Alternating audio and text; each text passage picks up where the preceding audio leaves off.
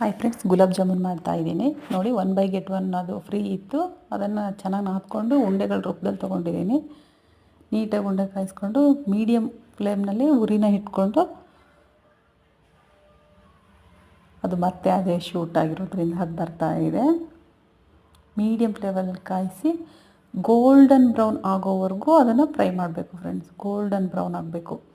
ಅದೇನಾದರೂ ಸುಮ್ಮನೆ ಲೈಟಾಗಿದ್ದರೆ ಅದು ಅಷ್ಟು ಚೆನ್ನಾಗಿ ಬರೋದಿಲ್ಲ. ಆ್ಯಕ್ಚುಲಿ ತುಂಬ ಚೆನ್ನಾಗಿ ಬರುತ್ತೆ. ಪಾನಕ ಆರಿರಬೇಕು, ಉಂಡೆಗಳು ಬಿಸಿ ಇರಬೇಕು. ಆವಾಗ ಮಾತ್ರ ಅದು ನಮಗೆ ತುಂಬ ನೀಟಾಗಿ ಒಳಗಡೆ ಫುಲ್ ಬೆಂದಿರುತ್ತೆ ನೋಡಿ. ಇವಾಗ ನಾನು ಅದನ್ನು ಕಟ್ ಮಾಡಿ ಕೂಡ ತೋರಿಸ್ತೀನಿ ನಿಮಗೆ. ಅಂಟಂಟಾಗಿರೋಲ್ಲ, ನೀಟಾಗಿ ಬೆಂದಿರುತ್ತೆ. ಬಟ್ ಮಾಡಿ ಒಂದು 10 to 15 ಮಿನಿಟ್ಸ್ ಅಷ್ಟೇ ಆಗಿರೋದು. ಬಟ್ ಓವರ್ ನೈಟ್ ಅದನ್ನು ಬಿಡಬೇಕು. ಆಗ ಬಿಟ್ಟಾಗ ಅದು ತುಂಬ ಪರ್ಫೆಕ್ಟಾಗಿ ಬರುತ್ತೆ. ತುಂಬ ಟೇಸ್ಟಿಯಾಗೂ ಇರುತ್ತೆ ನೋಡಿ. ಎಲ್ಲೂ ಅಂಟಂಟಾಗಿಲ್ಲ, ನೀಟಾಗಿ ಒಳಗಡೆ ಎಲ್ಲ ಬೆಂದಿದೆ.